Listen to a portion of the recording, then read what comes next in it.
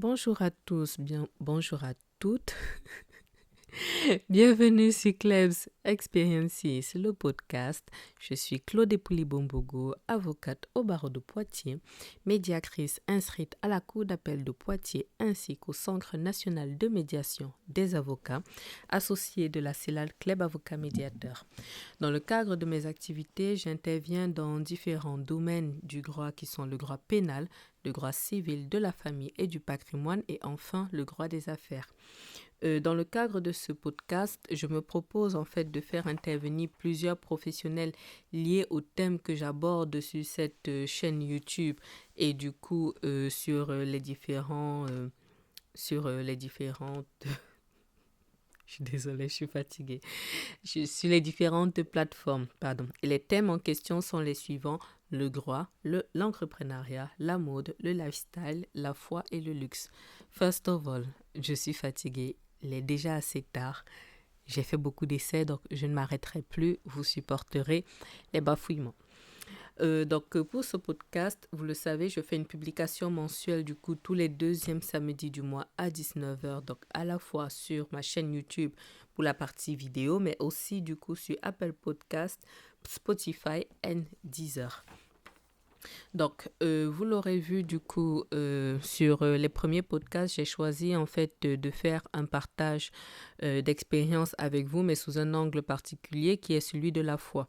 Donc, vous l'avez vu dans le titre, c'est l'acquisition des locaux professionnels. Donc, je vous ai raconté en fait ce parcours jusqu'en 2024. Donc, j'ai fait 4 épisodes déjà. Si vous vous intéressez à cette histoire-là, n'hésitez pas en fait à suivre tous les épisodes avant d'écouter en fait ce 5e qui porte du coup sur les leçons apprises, parce que ça va vous permettre en fait de bien être dans le contexte de ce que je raconte, tout simplement. J'ai fait le choix en fait de vous partager cette expérience sous un angle un petit peu particulier qui est l'angle de la foi. Donc, je suis croyante, je ne cache pas ma foi, je communique sans difficulté par rapport à cela. Je profite du coup pour faire le disclaimer. Pardon. Je profite du coup pour faire le disclaimer qu'il faut par rapport à la foi. Donc, ce n'est pas une chaîne d'évangélisation ou quoi que ce soit. Je partage mon expérience sous le prisme de la foi. Je suis croyante et je ne le cache pas. Vous êtes libre de ne pas aimer, on va dire, ma croyance, ou vous êtes libre de ne pas aimer ce type de contenu. Dans ce cas, pas de difficulté, vous allez voir autre chose. Par contre, je ne permettrai pas que quiconque reste ici et fasse en fait des commentaires qui ne seraient pas adaptés. Voilà, donc je pose le disclaimer pour qu'il n'y ait pas de difficultés particulières par la suite. Autre élément du coup, à part le disclaimer sur la foi, je fais quand même encore un disclaimer sur la question de la santé mentale, parce que dans les 2 derniers épisodes, j'ai pas mal parlé des questions de santé mentale, j'ai même parlé des questions de suicide. Bon, cet épisode, il y en aura beaucoup moins, mais quand même, il y a pas longtemps, j'ai appris en fait qu'il y avait un numéro de centre de prévention suicide. Je savais pas que ça existait. Je l'ai appris dans le cadre d'un dossier hier d'ailleurs. Donc, je crois que c'est le 3114. Je vérifierai le numéro au moment où je monterai cette vidéo. Donc, c'est le 3114. Donc, si vous êtes en difficulté, donc déjà, si pour vous, c'est un trigger, les questions de suicide, de santé mentale, ne regardez pas forcément la suite parce que ça ne vous aidera pas énormément, même si pour moi, il y a quand même de quoi faire. Mais à part ça, du coup, si vous avez besoin d'aide, n'hésitez pas à en chercher. Et du coup, vous pouvez notamment appeler le numéro 3114. Voilà. Donc, je confirmerai la recherche et je vous mettrai le numéro ici si c'est un numéro différent. Mais voilà, c'est ce que j'ai pu avoir. Alors, je pense qu'on va commencer. Donc, j'ai retiré en fait plusieurs leçons de cette aventure, comme je le dis. Donc, je vais vous les présenter ici. À date, je ne sais pas exactement combien il y en a. Je crois qu'il y en a quasiment 30. Mais honnêtement, je ne suis pas sûre. Donc, je vais vous les donner un petit peu comme ça à la chaîne. J'ai réussi à les mettre un petit peu par thème, on va dire ça comme ça.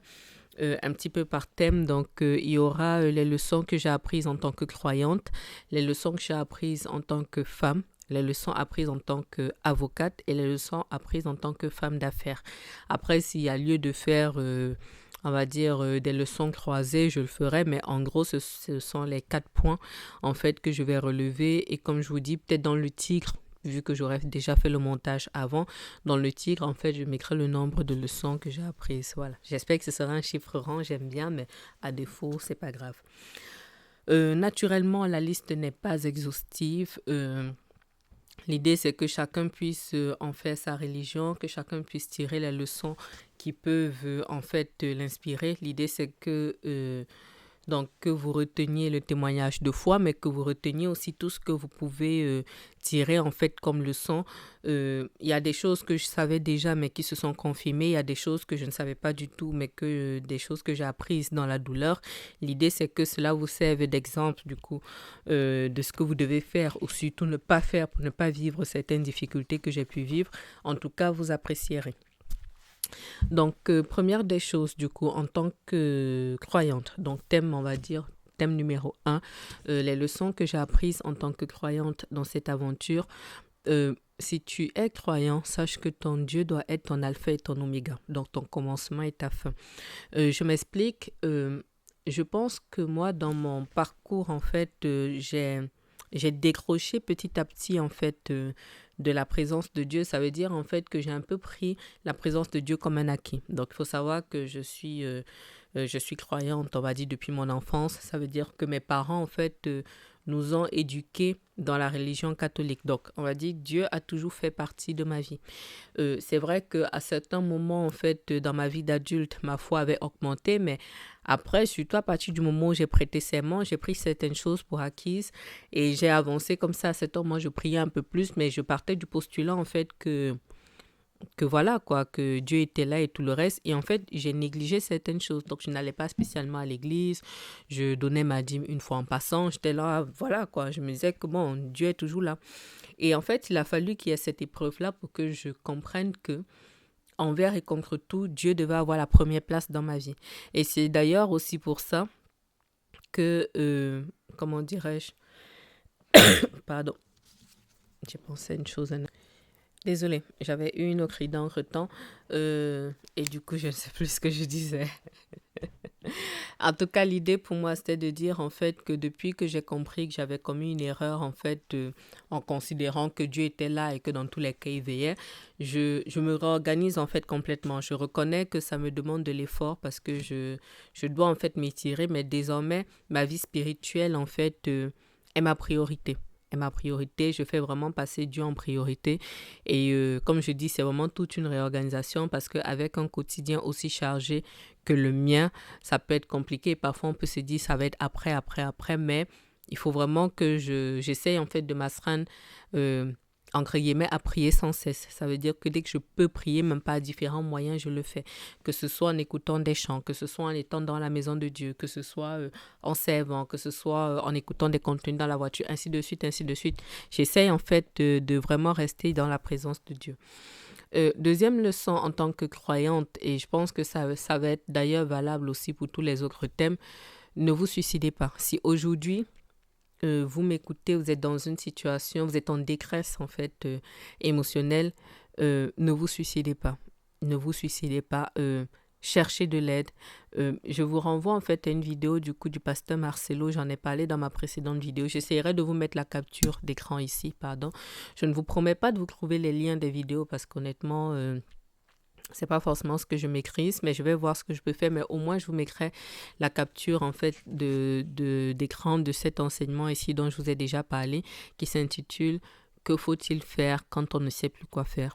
C'est un enseignement qui date de 2019 et c'est un enseignement qui m'a beaucoup aidé. Ne vous suicidez pas, ne vous suicidez pas. Choisissez de croire malgré tout. Accrochez-vous, accrochez-vous, accrochez-vous, ne lâchez pas, accrochez-vous. Je fais un parallèle en fait, donc déjà parce qu'effectivement la Bible ne vous le permet pas, mais c'est qu'au-delà de cela, le Seigneur est avec vous. J'en reparlerai par la suite. Maintenant, le corollaire, c'est chercher de l'aide. Même si je vais en reparler du coup dans les autres points, chercher de l'aide. Maintenant, en ce qui me concerne moi, j'ai eu ma foi et j'ai eu les deux personnes qui m'ont entourée quand j'étais vraiment dans le creux de la vague. Maintenant, en toute humilité, j'ai quand même une force mentale qui est quand même très importante, de telle sorte que pour que moi j'arrive à craquer, il faut vraiment que j'ai été très, très sérieusement fragilisée. Vraiment, vraiment. Mais si vous avez une force mentale, on va dire, qui est moins grande et que vous vous sentez vraiment en détresse, que vous n'êtes pas entouré comme il le faudrait, je vous ai donné tout à l'heure le numéro du Centre Prévention Suicide, je crois que c'est ça. En tout cas, cherchez de l'aide. Cherchez de l'aide, mais cherchez de l'aide auprès des personnes de confiance, naturellement. Mais cherchez de l'aide. Point numéro 3. Sachez que Dieu n'abandonne pas ses enfants. Vous êtes croyants, sachez que Dieu n'abandonne pas ses enfants. Il se lèvera même en dernier. Et moi, j'ai noté, Dieu est un père. Il est encore plus aimant que mon père biologique. Il est là, il n'abandonnera pas. Confie-toi à Dieu, fais-lui confiance, lâche prise. He got your back. C'est quelque chose, en fait, qui résonne encore plus en moi aujourd'hui. Au moment où je vous filme cette vidéo, nous sommes le 18 mai. Nous sommes le 18 mai et ça va vous parler parce que j'ai vlogué en fait cette semaine jusqu'à vendredi. Et cette semaine, en fait, j'avais des échéances importantes pour Clèves. Vous comprendrez mieux lorsque le vlog sortira. Je crois que ça sort après cette vidéo-ci. Et j'ai compris, déjà ces dernières semaines, je le comprends parce que je vis un certain nombre de choses dont je parlerai un peu plus, même si ce ne sera pas intégralement, mais j'en parlerai un peu plus dans le cadre de la vidéo sur l'année 2025, sur la fin de ce témoignage. Mais je comprends encore plus, Dieu ne peut pas vous abandonner. Si vous êtes enfant de Dieu, sachez que Dieu ne peut pas vous abandonner. Vraiment, c'est impossible. Votre travail, c'est de rester dans sa présence. Et quand je parle en fait de la question du Père, ce qui m'inspire en fait, c'est que dans mon cas précis, j'ai la chance d'avoir un Père qui est encore en vie et j'ai la chance d'avoir un très bon Père. Un Père qui nous a toujours tout donné. Il n'avait pas grand-chose, pour ne pas dire qu'il n'avait rien, mais il nous a tout donné. Il nous a tout donné et Dieu est un Père encore plus diligent que mon père biologique. Et quand j'ai compris ça, je vous en parlais en fait dans le précédent épisode, quand j'ai compris que Dieu est un père et qui se soucie de moi, ça a shifté en fait les choses dans mon esprit. Ce qui fait en sorte que même si ce n'est pas mon caractère de base, j'apprends à me faire violence pour lâcher prise, pour me dire, je fais ce qui est de mon ressort et quand je suis dans une configuration où ma force ne suffit pas, je lâche prise. Je lâche prise parce que je considère que le plan de Dieu est plus grand que mon plan et qu'il il se lèvera toujours pour moi. Il se lèvera pour moi même en dernier. Désolée, mon téléphone sonne. Point numéro 4. Vous allez voir que les points vous semblent liés, mais je les ai vraiment mis séparément parce que je veux faire en fait des focus sur des petits points à chaque fois, même si ça peut vous sembler être des détails. Toute chose concourt au bien de ceux qui aiment Dieu. Toute chose concourt au bien de ceux qui aiment Dieu. Le parallèle pourrait être fait en disant que même quand vous traversez le désert, ça j'aurais pu faire un point séparé, je sais d'ailleurs pas comment je vais le faire. Bon, je vais en faire un point séparé sur le désert. Je vais me le noter là. Je sais pas où.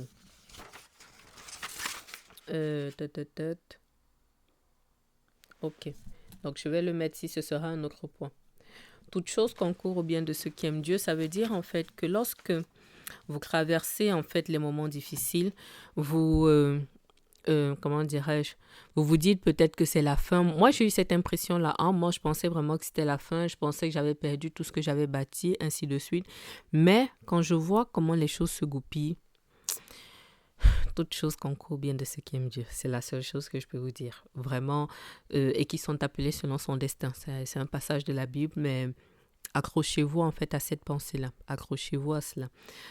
Point numéro 5, restez accrochés à Dieu. Je vais vous lire un petit peu ce que j'avais écrit et je vais expliquer un peu, je vais rajouter des éléments si besoin. Ce que j'avais noté, c'est que moi, je dois la vie sauve au fait de m'être accroché à Dieu et encore plus, j'avais déjà rejoint physiquement la maison de Dieu lorsque j'ai vraiment été touchée par le creux de la vague. Tous ces programmes de prière m'ont sauvé. Je dormais en écoutant la musique et les prières sur ICC TV ou Yvan Castanou TV. Pareil, je vous mettrai en fait les captures d'écran ici pour les chaînes YouTube. Je me connectais sur Zoom au programme de prière de l'église à 5 heures. Quand je pouvais, je me connectais entre midi et deux pour prier avec l'église. J'écoutais les prières en continu au bureau quand je n'étais pas en train de recevoir des clients ou faire le point avec mon personnel. Et durant les 40 jours de prière, de jeûne et prière, donc en septembre, octobre dernier, j'ai pu me déplacer à l'église quasiment tous les soirs. J'ai jeûné 30 jours sur 40 malgré la difficulté. Je pense que j'ai tout dit. Et il y a un adage. Je ne sais pas s'il y a une citation. Je ne saurais pas vous dire honnêtement qui l'a dit, mais un adage en fait qui dit si tu ne cours pas, marche. Si tu ne marches pas, c'est quoi? Rampe, un truc comme ça. Mais en tout cas, l'idée c'est de dire reste en mouvement. Et moi, je compléterais en disant reste en mouvement dans la présence de Dieu. Et comme je dis littéralement, c'est ça qui m'aura sauvé parce que j'ai vécu tellement d'adversités sur ces dernières années et particulièrement en 2024. Quand je craque en 2024, comme je le dis, c'est parce que j'ai pris tellement de coups qu'à un moment, ma force seule ne pouvait pas suffire. Donc, il a fallu que je l'embano, vraiment que je saisisse, que je reste accroché à Dieu. De telle sorte que comme moi, je n'avais pas la force de prier, la dimension corporative me tenait et me relevait. Vous voyez, je vais reparler du soutien physique que j'ai eu, mais en tout cas sur le plan spirituel, le simple fait, je sais qu'il y avait des jours en fait où je me sentais tellement mal, où quand j'allais à l'église, j'écoutais les autres prier, mais moi je pleurais. Je me mettais à genoux, je pleurais parce que je n'avais même plus la force d'expliquer en fait à Dieu, genre peut-être fais ceci, fais cela, juste j'étais tellement en souffrance que je pleurais et quand je me levais, ça me faisait du bien. Quand je me levais, j'avais la force de repartir. Je ne savais pas où j'allais, mais je savais que je n'étais pas seule. Je savais que mon Dieu était avec moi. Donc, de grâce, vous traversez une épreuve, aussi difficile qu'elle soit, restez accroché à Dieu. Peu importe le moyen que vous utiliserez, restez accroché à Dieu. Point numéro 6.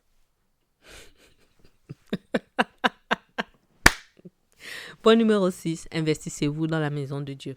Je vais vous lire déjà ce que j'ai écrit et après, s'il y a besoin, je compléterai.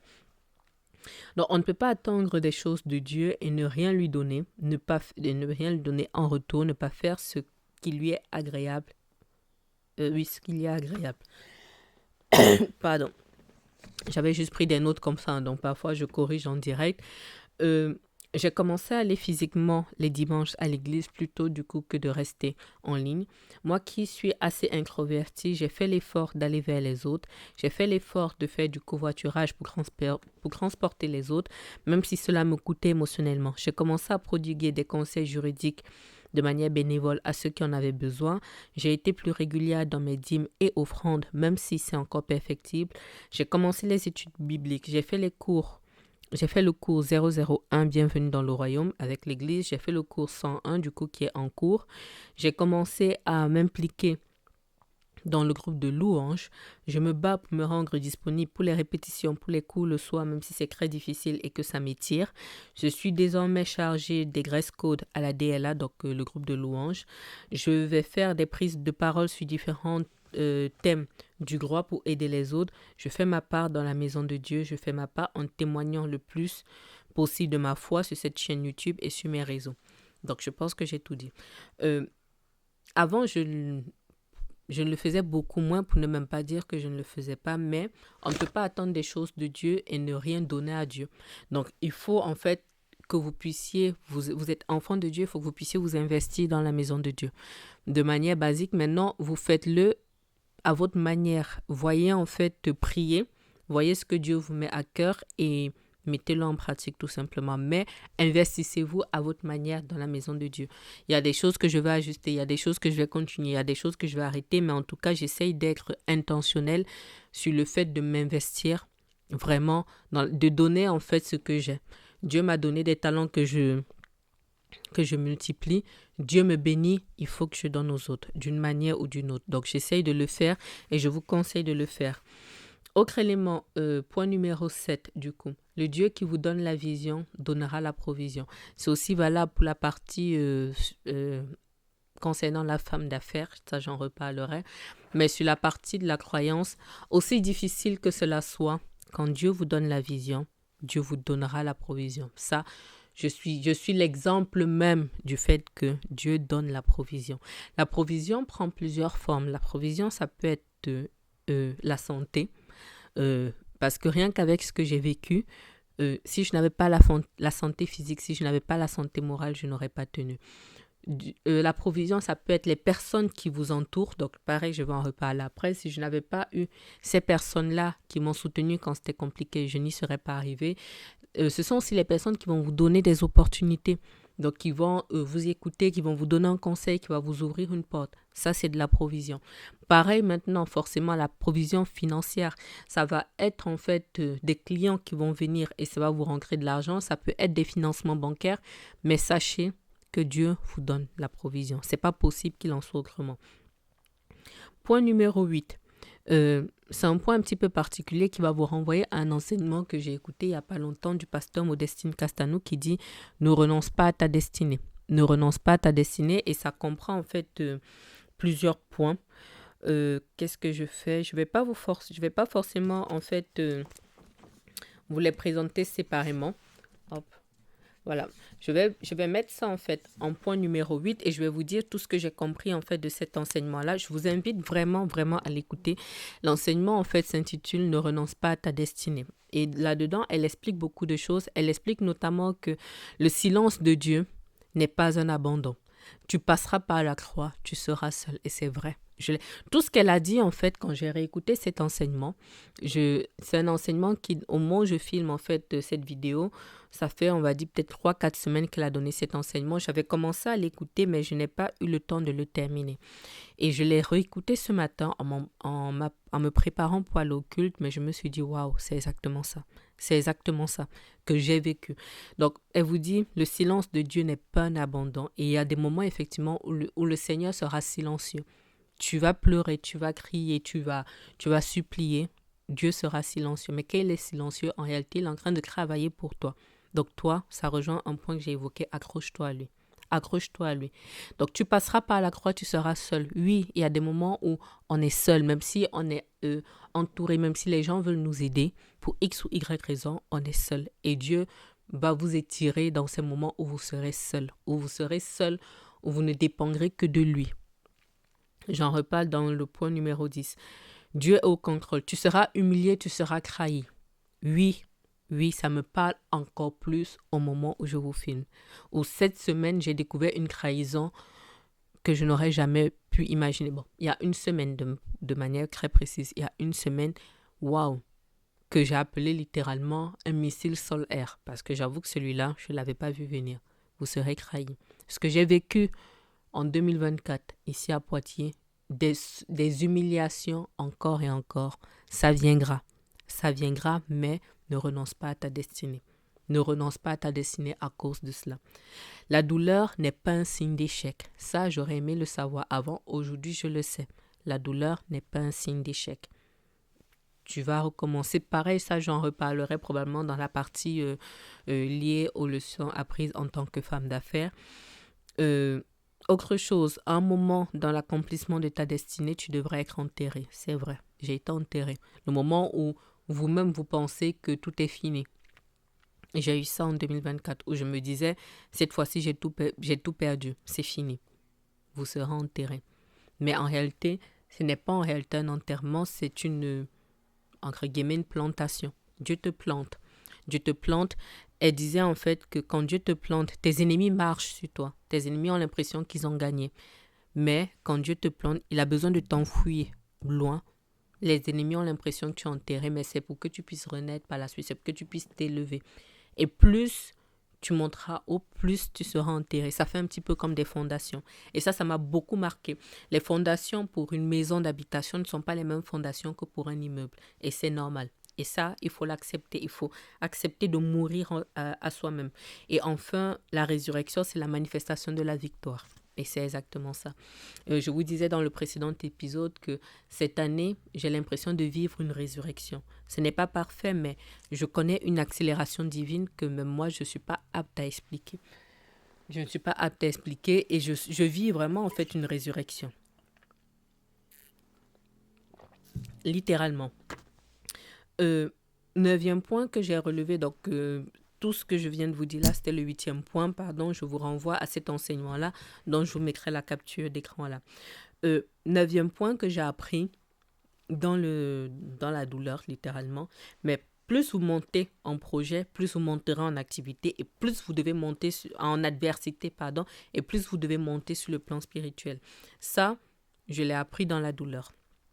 Parce qu'en réalité, quand j'ai commencé ce projet, moi, j'avais juste un rêve, en fait. J'avais un rêve, avoir mes locaux, blablabla. Le projet a grossi et je me suis retrouvée dans le feu de l'action. Entre le projet, les turpitudes, les ci, donc l'adversité grandissait effectivement et l'adversité touchait tous les points, tous les aspects de ma vie, mais je n'ai pas fait le lien immédiatement.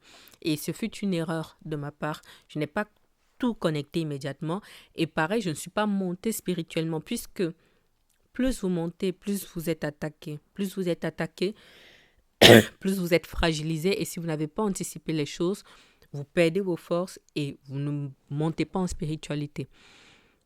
Pareil, je dois la vie sauf au fait que c'est courant 2024 que j'ai commencé à monter en spiritualité.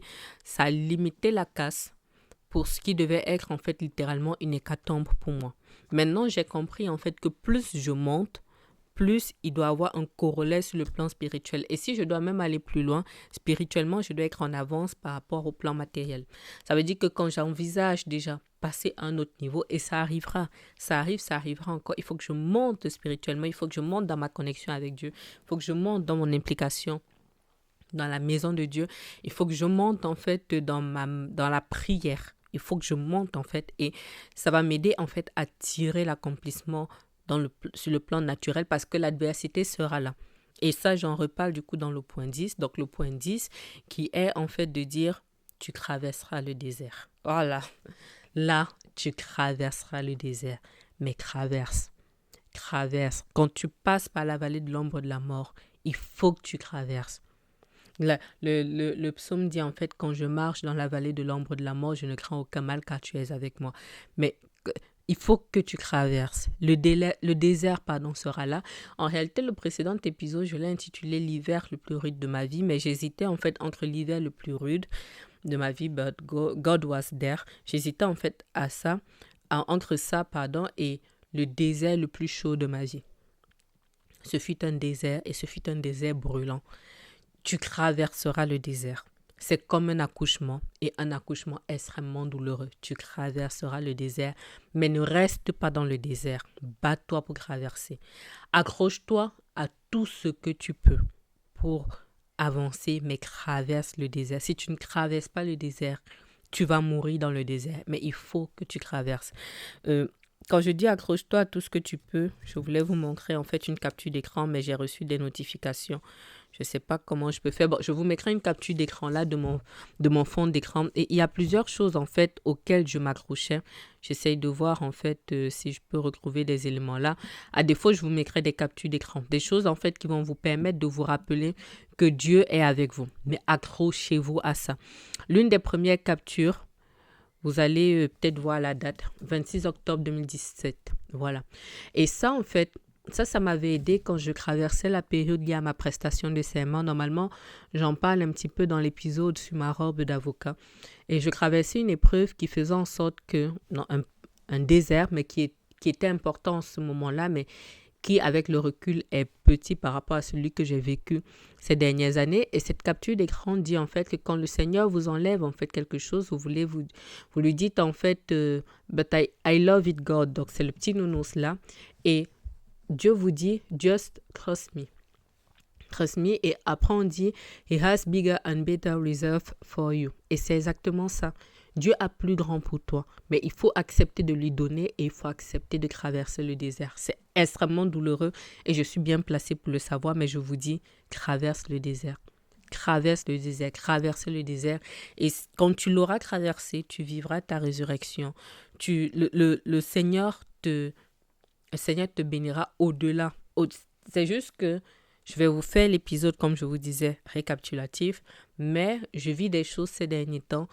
C'est-à-dire, le Seigneur m'a brisé complètement. Le Seigneur m'a découpé en plusieurs morceaux. Et là, en fait, il a brisé tout ce qui était construit dans ma vie. Et maintenant, il reconstruit morceau par morceau. Mais je me répète, il fallait que je traverse le désert. Traversez le désert, prenez courage. Accrochez-vous à tout ce que vous pouvez. De grâce, n'abandonnez pas. Ne renoncez pas. Ne vous suicidez pas. Accrochez-vous à Dieu. Il est votre Père, il ne peut pas vous abandonner. Si c'est le Dieu que je connais, si c'est le Dieu de ma Bible, il ne peut pas vous abandonner. Donc voilà pour la partie croyante, la partie liée à la foi. Ah non, c'était pas fini. Oh là là. Bon, je dis juste les autres points rapidement, mais après, je pense que c'était lié au reste parce que je pensais que j'avais terminé sur le point de la foi. Bon, je vous disais, du coup, en onze, pardon, mais ça rejoint la partie un peu femme d'affaires. Le Dieu qui donne la vision vous donnera la provision. Mais je l'ai dit, ça. Je sais plus. Désolée. Bon, si je l'avais déjà dit, c'est que je le redis. Non, je ne l'avais pas encore dit. Mais si, je l'ai dit. Désolée. Les aléas du direct et de la fatigue. Parce qu'il est déjà quelle heure? Il est 20h30, il faut que j'accélère. Point qui rejoint du coup le précédent. Donc, ce que je vais faire, je ne mettrai pas ça en 11-12. Je me limiterai à 10 points pour la partie spirituelle. Dieu a des projets de paix pour nous et le diable a des projets de malheur pour vous. Qu'est-ce que je veux dire par là? Je pense que ça peut rejoindre en fait en réalité n'importe quel des précédents points et notamment ne renonce pas à ta destinée. Il faut en fait comprendre, du moins ce que moi j'ai compris dans la douleur, c'est que lorsque toi tu te lèves, tu as un projet, tu verbalises le projet, voilà, tu es contente et tout, sache que tu es content ou contente, sache que quand toi tu te lèves, le diable se lève aussi. Et ça rejoint ce que je disais par rapport à l'adversité.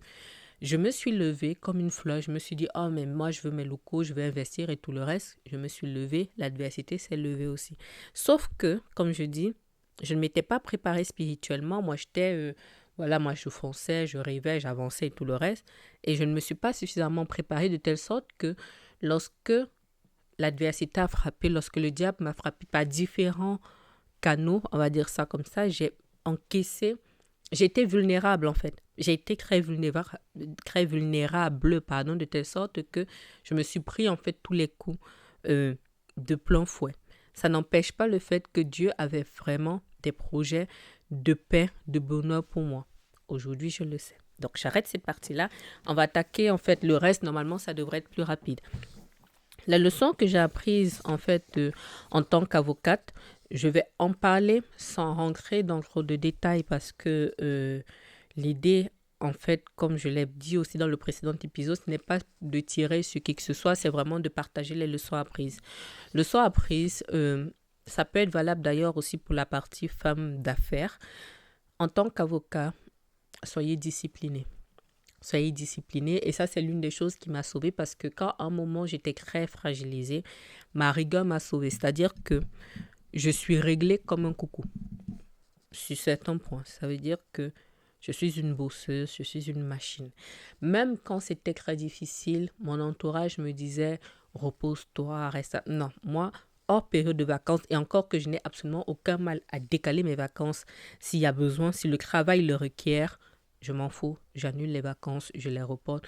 Je suis disciplinée. Je bosse et je bosse. C'est ça qui va vous sauver parce que quand vous êtes mal, vous n'avez qu'une envie, peut-être de rester dans vos draps, vous avez envie de rester à la maison, ainsi de suite. Mais quand vous êtes discipliné, même votre corps, en fait, entre guillemets, réclame.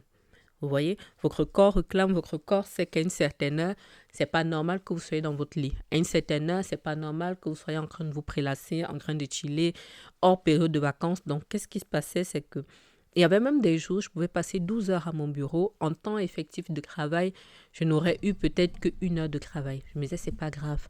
Même si je ne crée qu'un mail, même si je ne fais qu'un rendez-vous, je suis là, je pars avec la force que j'ai.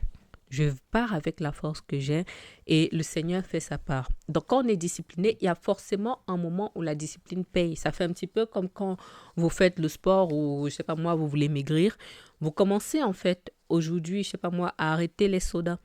Ça peut vous sembler être une goutte d'eau, vous ne voyez pas les efforts ou alors vous commencez par un petit footing aujourd'hui. Vous ne voyez pas les efforts, mais si vous êtes discipliné, que vous faites votre petit footing, soit peut-être une demi-heure tous les jours ou alors 1 heure tous les 2-3 jours, peut-être dans 1 mois, dans 2 mois, dans 3 mois, vous allez commencer à voir les résultats et c'est ce que j'ai appliqué et c'est ce qui paye. Ça paye pour ma carrière de manière générale et ça a payé en fait pour cette épreuve-là. Donc, je suis contente d'avoir implémenté ça. Et c'est quelque chose qui va continuer. Faire les choses avec rigueur, être discipliné, faire les choses avec excellence, ça va toujours payer, ça va aider en fait à limiter la casse. Deuxième leçon sur la partie avocat. tu n'as pas d'amis dans ce milieu ou alors très peu. Et j'insiste sur le très peu parce que je ne peux pas dire que je n'ai pas de personnes qui m'ont apporté du soutien, c'est faux. Mais la réalité, c'est que quand vous pensez que vous pouvez beaucoup vous reposer sur une personne, faites très attention parce que j'en reparlerai par la suite. Il y a beaucoup de choses qui vont gêner beaucoup de personnes, mais vous ne le saurez pas. La rumeur qui dit que c'est un milieu de requins, j'en reparle après, elle est vraie. Elle est vraie. Donc, en réalité, vos vrais amis sont des personnes avec qui peut-être vous aurez créé des liens à l'extérieur ou alors vous créerez des liens à l'intérieur de la profession et ça va un petit peu se reporter à l'extérieur. Mais en vrai, vous avez très peu d'amis, pour ne pas dire pas du tout. Point numéro 3. La confraternité ne concerne pas tout le monde. J'avais même envie de dire, mais ce n'est pas très vrai, mais je voulais dire en fait que j'ai envie de dire dans un certain sens que peut-être la confraternité n'existe pas, mais c'est pas le bon terme. Je vais expliquer et après je verrai comment je vais reformuler quand je vais l'écrire là. La confraternité existe et a du sens. Ça n'arrête pas de sonner. La confraternité existe et a du sens en tant que corporation. Ça veut dire que, par exemple, il y a quelques années, au début du Covid, on avait besoin de se battre lorsqu'il y avait la question de la réforme des retraites et tout le reste. Il fallait faire des manifs, il fallait s'exprimer d'une voix au nom de la profession. Oui, il y a confraternité puisqu'on doit être ensemble pour porter une cause. Là, oui. En dehors de ça, j'ai trouvé en fait une petite phrase que je mets bien entre guillemets pour contextualiser, mais un confrère peut aussi être un con qui se fait passer pour un frère. Et je trouve ça en fait, c'est moi qui l'ai un petit peu masterisé comme ça, et je trouve ça très vrai. J'ai été très naïf, mais vraiment très naïf sur ce point au début de mon exercice parce que j'ai tellement rêvé d'être avocat. Alors attendez, je vais répondre à ça parce que ça n'arrête pas de sonner. J'ai tellement rêvé d'être avocat, ça a tellement été un goal pour moi.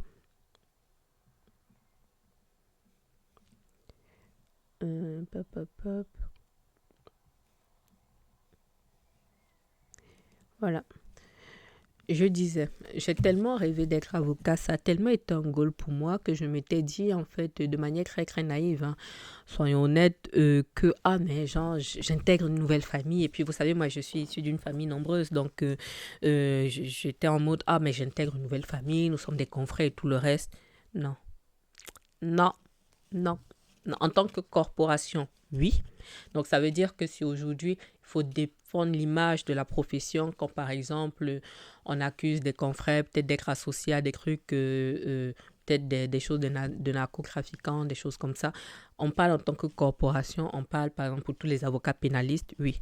Pour le surplus, si vous commettez l'erreur en tant qu'avocat de penser que le confrère est nécessairement votre ami, comme un de mes oncles le disait, vous viendrez me sauter. Voilà. Et moi, je l'ai vécu et je ne vais pas en dire plus ici, mais je l'ai vécu dans la douleur. Inversement, parce qu'il faut quand même nuancer les choses, inversement, il y en a quand même qui ont parfaitement saisi le sens de la confraternité et il y a ces confrères-là qui ont donné du sens au mot confraternité. Et ils existent. Ils sont peu nombreux, mais ils existent. J'en profite ici pour faire, on va dire, un peu un shout-out à un confrère que naturellement, je ne vais pas citer ici. Mais c'est un confrère qui, pour moi, on va dire, a incarné, en fait, en réalité, ils sont trois. Mais je vais parler d'une personne en priorité aujourd'hui. Je pourrais parler des deux autres peut-être une autre fois. Mais il y en a un... honnêtement, on va dire, sa confraternité m'a d'autant plus marqué que ce n'est pas quelqu'un dont je suis proche, on va dire ça comme ça. Ce n'est pas quelqu'un dont j'étais proche, ce n'est pas quelqu'un qui est peut-être de la même génération que moi, mais c'est quelqu'un qui m'a aidé dans une période où j'étais encore très vulnérable. Vraiment, j'étais encore très vulnérable et il n'était pas obligé de m'aider. Et pour être même honnête, au moment où je vous parle, je n'ai même pas encore terminé de régler ses honoraires. Ce sera fait au moment où je publierai la vidéo, mais au moment où je vous parle, ce n'est pas encore fait. Donc, c'est un confrère qui, au moment où je parle, on peut dire, a travaillé pour moi gratuitement. On ne se connaissait pas personnellement. On n'avait pas d'affinité particulière. Et je sais que quand il a pris ma défense, c'était dans une période qui était très compliquée, qui était très sensible. Il y avait plein de confrères qui menaient une vendetta littéralement contre moi. Et je sais qu'il a reçu, bon, je ne vais pas dire des menaces, je ne vais pas dire des intimidations, mais je sais qu'il y a eu en fait, on va dire, un travail de lobbying très poussé autour de lui pour qu'il arrête de me soutenir. Mais il m'a soutenu. Il m'a soutenu le plus possible, du moins tant qu'il a pu. Tant qu'il a pu, il m'a soutenu, comme je dis, dans une période qui était très compliquée. Et je me souviens même qu'il y a eu un moment où il m'a littéralement clashé parce que je baissais un petit peu les bras sur certaines choses et il m'a grondé parce qu'il m'a dit, écoute, en gros, si tu veux pas te battre pour ton dossier, c'est ton problème, quoi. Et dans ce cas, je ne me bats pas aussi. Mais sinon, si tu veux que je me batte pour toi, il faut que tu te bouges. Et merci, confrère. Si pas, bon, on se tutoie dans la vraie vie, donc je vais tutoyer ici. Merci parce que j'aurai l'occasion d'ici là de faire, on va dire, des excuses, pas des excuses, des remerciements encore plus importants face à face, le temps que ce que tu connais termine de se régler. Mais merci pour ta confraternité. Et comme je dis, les confrères qui mesurent le sens du mot confraternité, à mon sens, ils ne sont pas nombreux. Mais tu fais partie de ceux qui m'ont donné envie de me dire que moi aussi, je peux être une consoeur qui tend la main à une autre personne qui est en difficulté. Tu m'es venu en aide à un moment où j'étais vraiment fragilisée. Tu aurais pu contribuer à m'enterrer, mais tu ne l'as pas fait. Donc, merci pour ça. Donc, quatrième point, même un avocat a besoin d'un avocat. Vous savez, je m'intéresse beaucoup, vous le savez, aux questions de business et tout le reste, et littéralement aux questions de gros agents. Ça veut dire que les personnes qui m'inspirent sur le plan business sont des personnes qui sont multimillionnaires. Et ce que ces personnes disent très souvent, c'est que tes meilleurs amis, ce sont ton comptable et ton avocat. Et je pensais de manière très naïve que parce que je suis avocat, je n'ai pas besoin d'avocat puisque je connais. C'est vrai jusqu'à un certain niveau. C'est vrai, on va dire, pour, entre guillemets, des actes basiques. Mais quand tu veux opérer à une certaine hauteur de la vie, ce n'est plus vrai. Ce n'est plus du tout vrai. Un avocat a besoin d'un avocat. Si j'avais eu, dès le début, un avocat pour m'accompagner sur certaines choses, un bon avocat et un bon comptable, il y a des erreurs que je n'aurais pas commises. Je ne vais pas rentrer dans plus de détails, mais point numéro 4, même un avocat a besoin d'un avocat, d'un bon avocat. Point numéro 5, je ne rentrerai pas aussi dans les détails, mais tes employés ne sont pas tes amis. Ça, je l'ai appris dans la douleur. Tes employés ne sont pas tes amis. J'ai commis cette erreur-là. La seule chose que je peux vous dire, c'est que je ne la commettrai plus. Parce que j'ai appris de mes erreurs. Et aujourd'hui, le Seigneur me fait grâce d'avoir une équipe qui grossit. Je crois qu'à date, j'ai 6 personnes qui travaillent pour moi. 6. Oui, 6, quasiment 7 d'ailleurs. Et heureusement que j'ai compris ça avant que l'équipe ne grossisse. Ce qui fait en sorte que maintenant, je suis toujours portée sur les questions de bien-être au travail et tout le reste parce que ce sont des questions qui m'intéressent et que je passe énormément de temps au boulot. Il faut que je me sente bien, il faut que mon personnel se sente bien, mais il faut en fait limiter les choses parce que j'ai commis l'erreur en fait à certains moments de me mettre sur le même pied d'égalité que certains membres de mon personnel et ça m'a coûté en fait parce que lorsque on oublie le lien hiérarchique, ça donne en fait de la marge à de la familiarité et la familiarité engendre le mépris. Leçon apprise. 6. Ne tolérez pas le manque de respect. C'est 6, oui. Ne tolérez pas le manque de respect. C'est valable pour le reste, mais encore plus en tant qu'avocat. Ça, par contre, j'ai mis un point d'honneur à l'appliquer depuis le début de ma carrière et aujourd'hui, je suis encore beau. En fait, je ne pardonne pas le manque de respect. La Bible me demande de pardonner. Donc, après, je vais pardonner, mais de manière factuelle, je ne pardonne pas le manque de respect. Qui que tu sois, tu me manques de respect, je vais réagir. Après, il va de soi que si le ministre de la Justice, garde des Sceaux, me manque de respect, ma réaction ne sera pas la même que si peut-être ma femme de ménage me manque de respect. Ce ne sera pas pareil, on s'entend. Mais ce n'est pas quelque chose que je respecte. Donc, je me respecte tellement que je ne permets pas que qui que ce soit me manque de respect. Et ça, c'est très important. C'est lié au point d'après qui est « Votre nom a de la valeur, protégez-le ». Au moment où je filme cette vidéo, je me prépare à déposer Kleb, pas Kleb avocat médiateur, mais Kleb comme marque. Kleb, c'est moi. Kleb, c'est Claude Lilian Gray Pouli Bombogo. Votre nom a de la valeur, protégez-le parce que plus le temps passe, plus je me rends compte que bâtir ce que je suis en train de bâtir, c'est quelque chose de très difficile. C'est quelque chose de très difficile. C'est beaucoup de sacrifices. On sacrifie beaucoup dans nos vies de femmes, dans nos vies de mères, dans nos vies de famille, dans nos vies sociales. On sacrifie énormément et dans notre jeunesse aussi. Et en fait, parfois, lorsque les gens veulent venir détruire, les gens ne réalisent... pas que les gens ne réalisent pas, les gens s'en foutent en fait. Et c'est lié à la question du respect. C'est-à-dire que les gens ne vous aiment pas, même dans la profession, hein, que les gens ne vous aiment pas pour X ou Y raison, c'est leur choix, c'est leur droit, c'est pas un problème.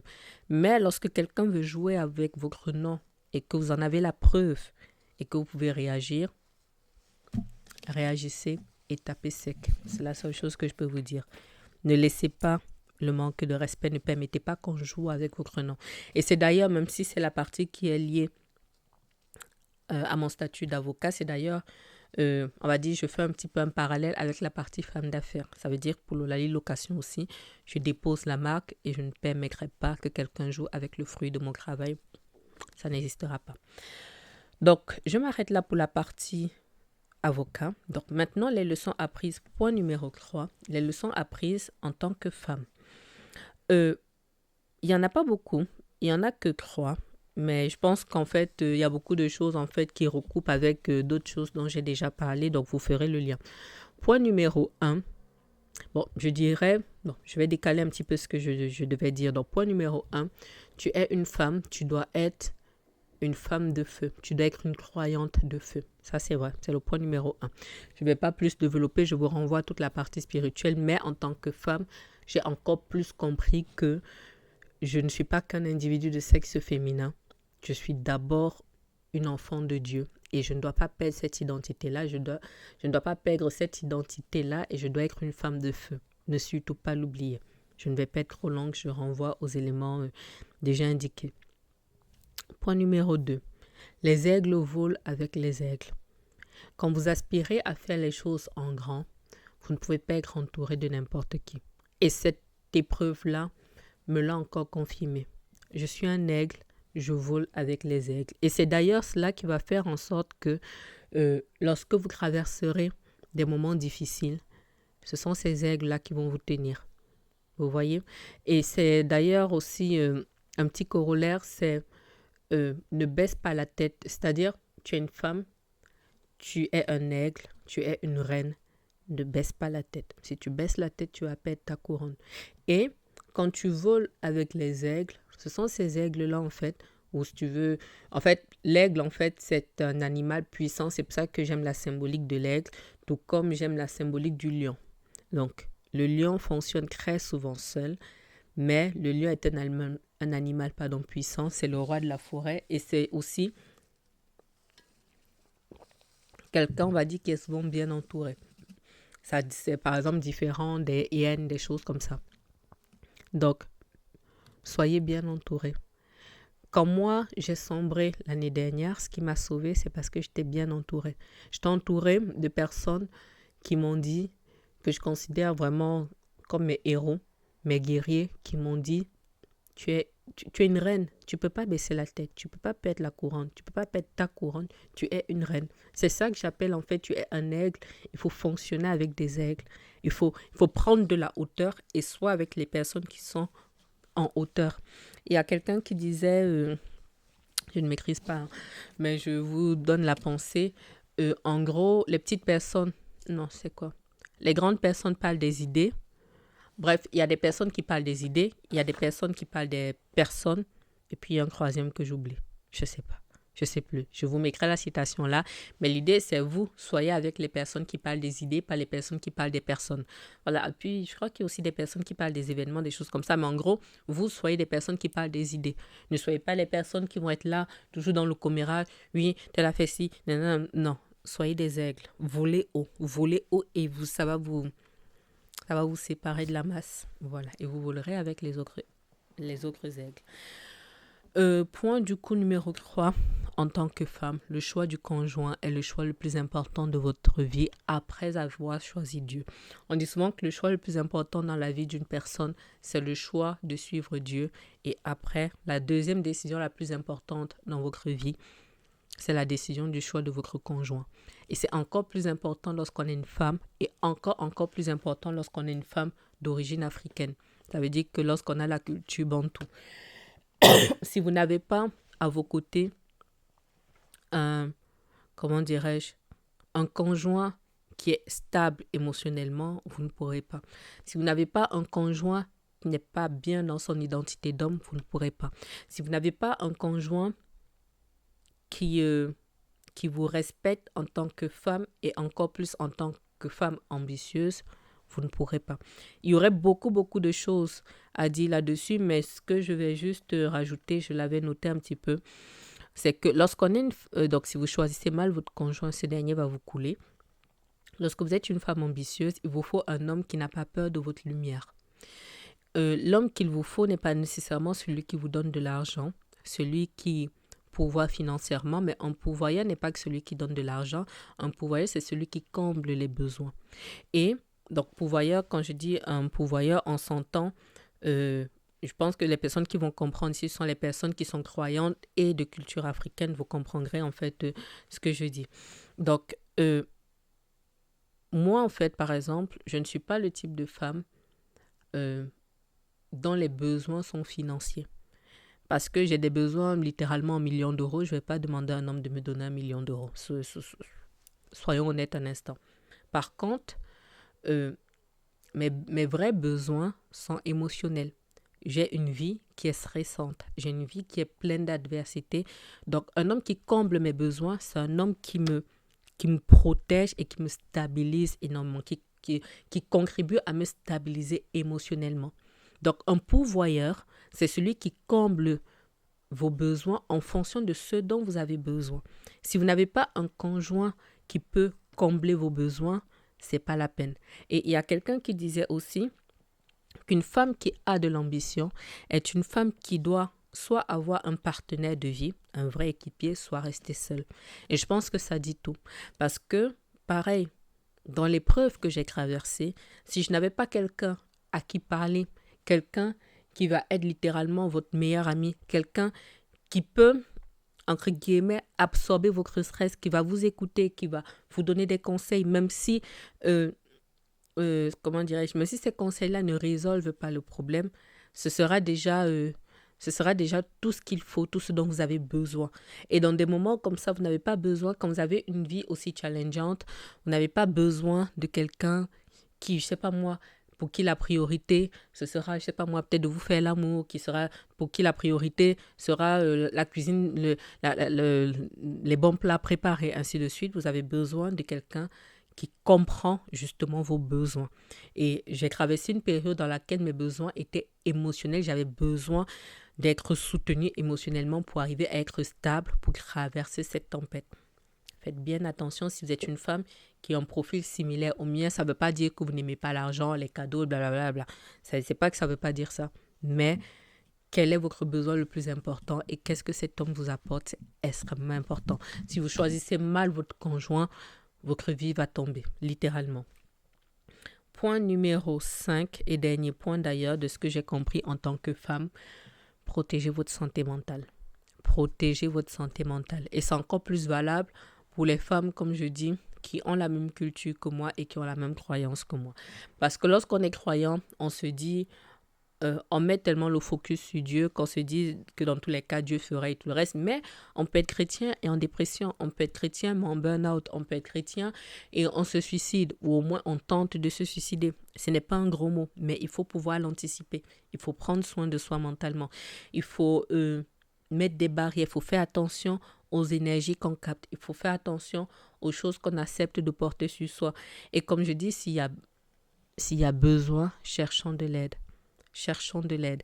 Même si on ne va pas s'exposer sur la place publique, cherchons de l'aide auprès de personnes de confiance. En tout cas, aujourd'hui, l'une des priorités absolues pour moi, j'en ai plusieurs naturellement, mais l'une des priorités absolues, c'est de protéger ma santé mentale. Qui que tu sois, si je me rends compte que comme ça, tu me mets en tachycardie, même si je t'aime du fond de mon cœur, tu vas sortir de ma vie. J'ai besoin de paix. Et j'ai compris en fait que, en réalité, j'ai deux forces dans ma vie. D'abord, il y en a d'autres, mais d'abord, j'ai deux forces dans ma vie. J'ai mon Dieu et j'ai mon mental. Si je perds l'un des deux, je suis à terre. Et après, oui, il y a l'entourage et tout le reste, mais si psychologiquement je suis mal, je ne peux pas tenir.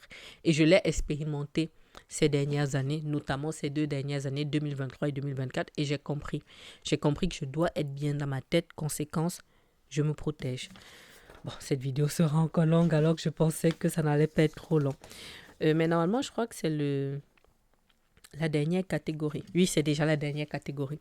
Donc, les leçons que j'ai apprises en tant que femme d'affaires, mais ça va faire en fait, donc c'est le point, c'est la catégorie numéro 4. Et ça va faire en fait le lien avec les autres éléments. 1. Le Dieu qui donne la vision donnera la provision. J'en ai déjà parlé. Donc, le corollaire en fait, c'est que, bon, déjà pour expliquer dessus, quand je me suis installée, je n'avais rien. Vraiment, je n'avais rien. Le Seigneur a pourvu. Ça a été difficile, oui, mais très honnêtement, quand même moi je m'installais, je ne savais pas que je serais là 8 ans. 8 ans plus tard, je ne savais pas. Je vais d'ailleurs fusionner ça avec le point numéro 2 qui est rêve grand et travail dur. Comme ça, les deux. C'est-à-dire, quand je me suis installée, si je retrouve une photo, je vous mettrai là. Je me souviens lorsque je devais faire ma visite domiciliaire, j'avais un local, je crois que c'était 20 mètres carrés quand j'ai commencé, à Chasseneuil-du-Poitou, un petit bureau qu'on avait un petit peu scindé en deux pour qu'il y ait le petit sas d'entrée, c'est ce qui faisait en fait la salle d'attente. Le truc était vide, vraiment vide, j'avais trouvé en fait des trucs d'appoint. Je crois même que c'est le bailleur qui à ce moment-là m'avait prêté une table, quelques chaises et tout pour que la visite domiciliaire se fasse. Et mon papounet m'avait donné de l'argent pour acheter des fleurs. Donc la seule chose qui égayait en fait, c'était ces fleurs-là. J'ai fait un énorme pas de foi en posant ma plaque dans ces conditions-là. Et aujourd'hui, je suis dans un immeuble. Donc, le Seigneur a donné la vision. Le Seigneur a pourvu. Oui, ce fut difficile, ce fut lent, ce fut douloureux, mais je vous jure, le Seigneur a pourvu. Et ça fait le parallèle avec l'autre point. Rêver grand, travailler dur. Mais rêver, ne vous empêchez pas de rêver. J'ai rêvé d'avoir tout ce que j'ai aujourd'hui. Oui, j'ai souffert, j'ai traversé des déserts et tout le reste. Je me souviens des déserts que j'ai traversés, mais surtout, je profite du bonheur d'avoir le fruit de mon travail. Et de savoir que le Seigneur pourvoit et il pourvoira toujours. Toujours. Ça rejoint ce que je disais dans la partie spirituelle quand je parlais du fait que de l'enseignement du pasteur Maud Castanou, la résurrection. Une fois que vous traversez le processus, la résurrection va toujours arriver. Toujours. Et ça fait d'ailleurs le lien avec le point numéro 3 de cette partie numéro 4. Ta lumière dérangera, but it's fine. It's fine, mais ta lumière dérangera. Et là-dessus, bon, ça va faire le lien avec un autre point, mais je vais d'abord vous mettre en fait, je vais d'abord vous dire ce que j'avais écrit. Ok. J'avais écrit en fait que c'est toujours particulier lorsqu'on se rend compte que les gens ne nous apprécient pas pour X ou Y raison. Mais il faut pouvoir se souvenir que même Jésus n'a pas fait l'unanimité. Quand je vois l'adversité rencontrée, même par mes parents spirituels, ça pose le cadre. Je vous en reparle dans un autre point. Personne ne fait l'unanimité, encore moins lorsqu'on vous voit manifester une certaine forme de réussite. Regardez tous les grands de ce monde, peu importe le domaine, et vous le comprendrez. Par contre, cela implique la mort à soi parce que je reconnais que ça pique toujours un peu lorsque vous entendez des gens vous critiquer à tort ou à raison et vous jeter des pots de banane. C'est un exercice qu'il faut faire encore et encore. Vous, lorsque vous décidez d'embrasser votre destinée, que vous payez le prix pour cela, que vous travaillez avec excellence, vous brillerez. Vous brillerez. Vous aurez du succès. Et ça va poser problème à plusieurs personnes. Mais il ne faut pas que ça vous empêche de briller. Il ne faut pas que ça vous empêche de briller. Et je fais d'ailleurs le lien maintenant avec le point 4. Je suis en train de remanier ce que j'avais mis dans l'ordre en fait de mai. Ça fait le lien avec le point 4. Ayez des mentors. Ayez des mentors. Pourquoi? Parce que même si ce n'est pas forcément de manière très précise dans le domaine que vous voulez, dans lequel, en fait, qui est votre sphère d'influence, pardon, ça commence à être long, je suis fatiguée. Même si ce n'est pas exactement votre sphère d'influence, ça va en fait vous donner en fait un canevas et ça va vous aider à traverser certaines périodes. C'est-à-dire, j'ai déjà fait une vidéo sur cette chaîne sur les personnes qui m'inspirent. Et j'en avais parlé en fait dans différents domaines. J'avais parlé de mes parents, par exemple, sur la question du mariage. Les parents m'inspirent. Ils sont mariés maintenant depuis plus de 40 ans. J'avais parlé, par exemple, de mes parents spirituels, le pasteur Yvan Castanou, le pasteur Maud Castanou. Ce sont des personnes qui sont mariées depuis 26 ans maintenant, mais surtout qui ont bâti un empire, en plus dans le milieu chrétien. Quand vous voyez l'adversité qu'ils rencontrent, je vous avais parlé, par exemple, de Lady Sonia. Pareil, en fait, je vous parle là des couples qui sont stables dans leur couple, qui sont des personnes influentes dans le monde. Bon, mes parents sont influents dans mon monde, mais les deux autres couples sont influents dans le monde, sont des personnes qui accomplissent de grandes choses. Mais quand vous voyez l'adversité qu'ils traversent, et ça, c'est ce qu'on voit de manière publique, vous voyez, ça m'inspire, en fait, ça rejoint la question, en fait, de, on va dire, peut-être des haters ou du fait que la lumière va déranger. Votre lumière va déranger. Et aujourd'hui, je suivais encore une prédication du pasteur Yves Castanou. Si je trouve le titre pareil, je vous mettrai l'incrustation là. Je ne sais plus quel est le titre, mais l'idée, en fait, c'était de dire, en fait, les gens ne vont pas vous aimer. Les gens ne vont pas vous aimer. Maintenant, même Jésus a été crucifié. Vous ne ferez pas l'unanimité. Ne cherchez pas à faire l'unanimité. Ce que j'ai compris, c'est ayez des mentors, des personnes qui ont réussi dans ce que vous voulez. Comprenez que tout le monde ne va pas vous aimer et faites la paix avec ça. Je ne dis pas que ce ne sera pas agréable. Je dis pas. Et cette semaine, d'ailleurs, j'ai vécu, je ne vais pas rentrer dans le détail là-dessus, mais j'ai vécu une scène au palais de justice. J'avais un procès important. Donc, si vous suivez mes autres contenus, vous pourrez faire le lien. Et j'ai vécu une scène qui m'a marquée parce que j'ai vu, en fait, encore plus des confrères qui se sont levés, on va dire, qui se levaient contre moi. Et je l'ai vu, en fait, de manière détournée puisque j'ai vu une scène qui, pour moi, était surréaliste. Ils ne m'ont pas vu, mais moi, j'ai vu la scène. Ce qui m'a le plus marqué, comme je dis, je ne vais pas rentrer dans les détails, mais ce qui m'a le plus marqué, c'est que j'ai vu des personnes que je n'aurais pas pensé être de l'autre côté. Ouais, et ça, honnêtement, ça pique un peu parce qu'on se dit, waouh, même toi.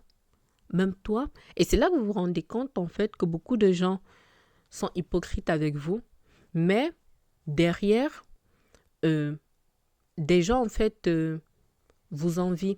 Votre lumière les gêne.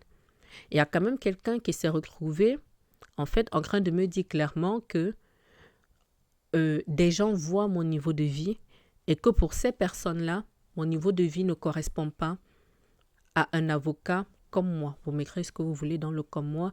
Et je me suis dit, waouh, des personnes qui ne connaissent pas votre vie, qui voient effectivement que vous manifestez une forme de réussite, qui ne voient pas le prix que vous payez.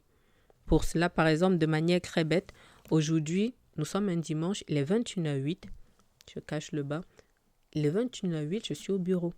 Les gens ne voient pas le prix, en fait, que vous payez, mais quand vous brillez, ça leur pose problème. Je peux vous prendre, par exemple, comme je dis, l'exemple de mes parents spirituels, quand vous voyez le prix qu'ils payent, quand vous voyez la cité royale qui a été bâtie, quand vous voyez comment ICC est structuré. Moi, je suis chef d'entreprise aujourd'hui, je gère l'humain, même si c'est à un niveau beaucoup moins important. Je bâtis des choses sur le plan immobilier, mais c'est-à-dire, il faut être dans le domaine, on va dire ça comme ça, ou s'intéresser à ces questions pour réaliser. Quand je vois Lady Sonia, quand je vois qu'elle est mariée depuis 30 ans quasiment maintenant, quand je vois ce qu'elle a bâti, quand je vois d'où elle est partie, quand je vois le niveau d'excellence de ce qu'elle fait, et quand vous voyez parfois quand les gens critiquent, quand les gens la craignent dans la boue, vous dites waouh. Je me suis dit ça aussi pour moi cette semaine, je me suis dit waouh. Mais qu'est-ce que j'ai fait? J'ai appris. L'idée pour moi, c'est d'encaisser le plus rapidement possible et de me dire, it's OK. C'est une partie, en fait, ça vient avec, c'est l'autre face de la pièce. C'est la rose qui vient avec ses épines. Tu prends la rose, de temps à autre, les épines te piquent, mais tu deals avec, tu avances. Ça, c'est un point très important. Donc, du coup, j'ai fait le point 4 dans la foulée, ayez des mentors, pardon. Donc, point numéro 5, vous tomberez, faut commettre des erreurs. Relevez-vous, réparez ce que vous pouvez, pardonnez-vous et avancez. Il n'y a que des gens qui n'ont rien accompli dans la vie qui vous critiqueront. Ça, on va dire que c'est un point que j'appliquais déjà avant, mais que j'applique encore plus maintenant. C'est-à-dire, vous ne serez pas parfait. Et c'est très bizarre parce que j'avais déjà en fait pensé à ce point avant d'écouter l'enseignement de l'apôtre Yves, du coup, aujourd'hui, comme je vous disais. Et il a dit à un moment, ICC, nous ne sommes pas parfaits, mais nous avons été appelés et nous travaillons en fait pour nous rapprocher de la perfection. Et ça m'a beaucoup parlé puisque c'est, comme je dis, c'est quelque chose que j'avais déjà noté et c'était une chose en fait à laquelle je pensais. Des personnes pourraient être étonnées du fait que j'ai parlé du fait d'avoir été assigné en liquidation judiciaire. Je ne suis pas liquidée. Je ne suis pas liquidée, je suis sortie de la crise, mais j'ai été assignée en liquidation judiciaire. Et d'autres personnes auraient pu cacher. Moi, je ne pense pas qu'il soit opportun de cacher ses erreurs. Surtout quand, c'est-à-dire, je n'ai pas qu'une mentalité d'avocat, j'ai une mentalité d'entrepreneur. Ça n'existe pas, et je pèse mes mots, ça n'existe pas quelqu'un qui a un grand niveau de réussite dans la vie et qui n'a pas commis d'erreur. C'est faux. Si quelqu'un vous dit ça, c'est faux. Celui qui a inventé la lumière, je ne vais pas dire le nom ici parce que je pense à un nom, mais je ne suis pas sûre que ce soit le bon. Mais je vous mettrai son nom ici. Celui qui a inventé la lumière a réussi en fait à inventer la lumière à la 1001e tentative. Ça veut dire qu'il a échoué 1000 fois. Il a échoué 1000 fois, mais il ne s'est pas découragé et il a réussi la 1001e fois. Vous voyez, j'avais envie de prendre aussi l'exemple de Gustave Eiffel pour la tour Eiffel, mais je ne maîtrise pas l'histoire, mais je sais que j'ai entendu l'histoire il n'y a pas longtemps, mais pareil. En fait, vous pouvez avoir la chance de réussir une chose en une fois, mais la réalité, c'est que très souvent, vous échouerez. Apprenez de vos erreurs. Apprenez de vos erreurs. Soyez certes exigeant parce que vous visez l'excellence, mais apprenez de vos erreurs le plus rapidement possible. Inspirez-vous, démontez, tout formez-vous, tout le tralala, mais relevez-vous, avancez et apprenez de vos erreurs. J'ai commis des erreurs, j'ai appris, j'avance. Je ferai les choses autrement. Et comme je vous dis, ça n'existe pas. Peu importe le domaine que vous prendrez. Même quand vous voyez les couples aujourd'hui qui sont épanouis, qui ont bâti, qui sont mariés depuis X ou Y années, il y a forcément eu des années où ça n'allait pas. Il y a eu des années où ils ne se comprenaient pas. Moi, je vois rien que mes parents. Comme je vous dis, ils sont ensemble depuis quasiment 45 ans maintenant. Ils auront passé quasiment toute leur vie ensemble. Mais il y a eu des moments où même nous, les enfants, voulaient qu'ils divorcent. Tellement c'était compliqué. Mais ils ont commis des erreurs d'un côté comme de l'autre. Après, ils se sont ajustés. Donc, en tant que femme d'affaires, vous commettrez des erreurs. Absatoussi avait dit une fois, j'avais beaucoup aimé, si je retrouve ça, mais ça date un petit peu, si je retrouve, je vous le mettrai. Elle avait dit à un moment, j'ai liquidé des sociétés, et alors ? Moi, il y a eu une période, en fait, en 2024, où je m'étais dit que c'était tellement compliqué que je me suis demandé, est-ce que je ne liquide pas Club Avocat ? Donc, au départ, je le vivais mal et tout, même si ce n'est pas arrivé. Mais à un moment, en fait, ce n'est pas arrivé parce que j'ai prié et j'ai eu la conviction que je devais continuer à me battre. Certes, c'était doublé à mon caractère, mais à la fin de la journée, si je liquide, ça fait quoi ? Au moins, j'ai osé. Il n'y a que les personnes, en fait, qui ne vont pas essayer, qui vont être là en mode, ah, peut-être elle a des problèmes ou elle a eu des problèmes. Et si j'ai des problèmes, qu'est-ce que ça fait ? Donald Trump, parce qu'aujourd'hui, on peut juger, on va dire, le président, mais avant d'être un président, Donald Trump est un homme d'affaires. C'est un homme d'affaires milliardaire et c'est surtout un homme d'affaires qui a fait faillite 2 fois.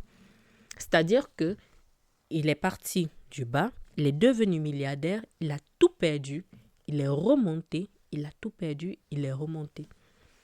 Ça veut dire que vous échouerez, relevez-vous, avancez. C'est uniquement ça. Et moi, aujourd'hui, je l'intègre encore plus. Ça rejoint le point numéro 7. J'ai tellement fait les micmacs en fait là-dessus. Normalement, c'est le point numéro 7, mais je vous le mettrai là puisque je referai le décompte. Prenez des risques. Que la peur d'échouer ne vous empêche pas de tester des choses. Prenez des risques.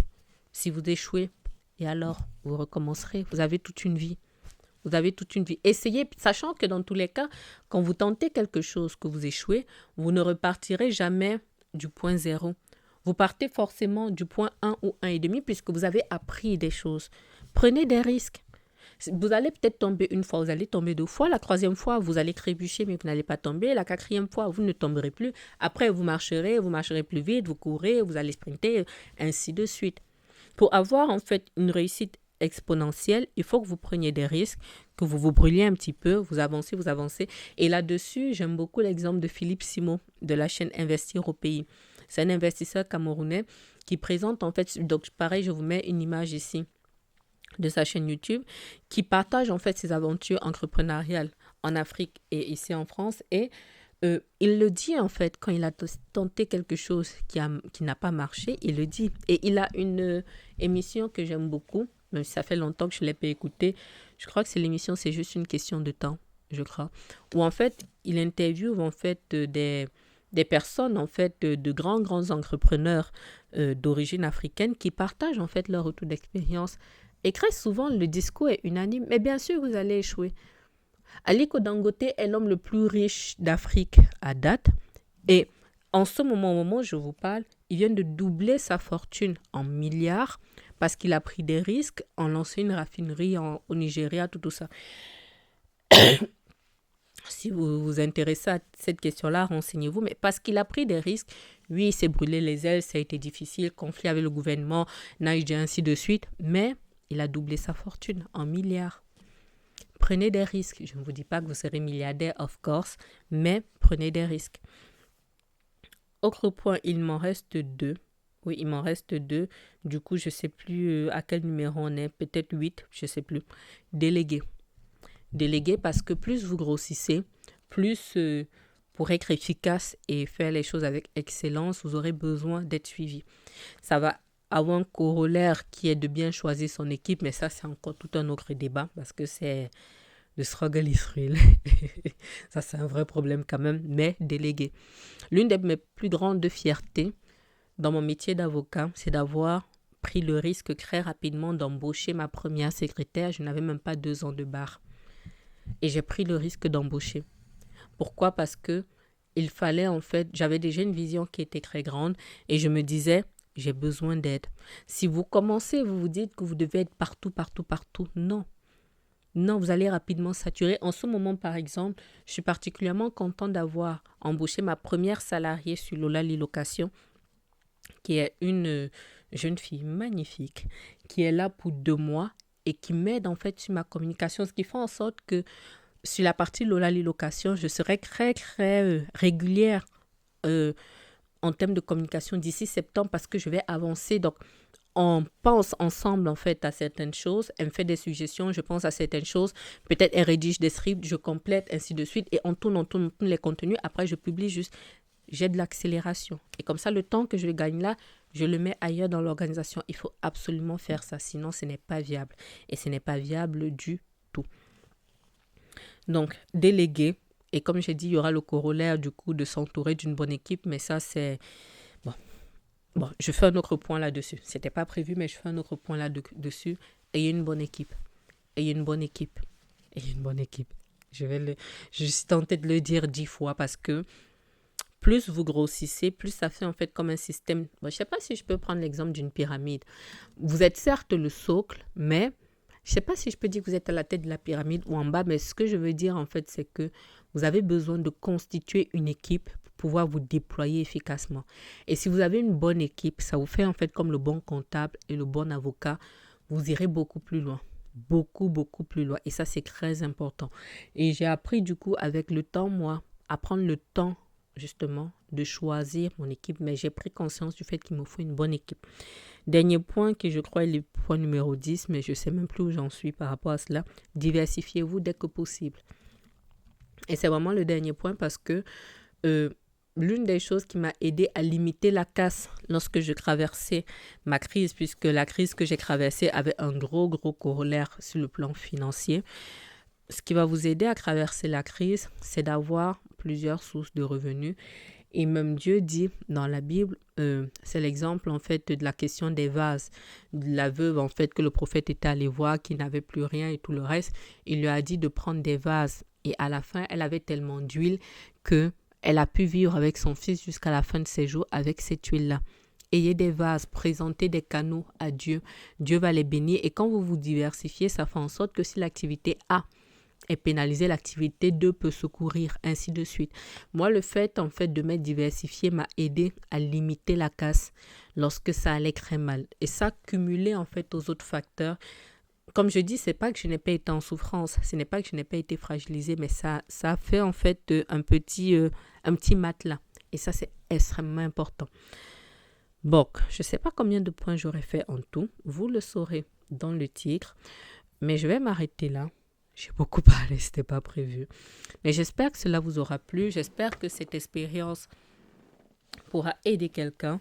N'hésitez pas à commenter. N'hésitez pas, commenter toujours dans le respect, sinon vous le savez, c'est un blocage. N'hésitez pas à partager ce contenu si vous le trouvez intéressant. N'hésitez pas à vous abonner pour ne pas rater les différentes publications. Je vous donne rendez-vous dans 4 semaines pour un nouveau podcast. Normalement, on devrait maintenant commencer les interviews. Prenez soin de vous, physiquement et surtout mentalement.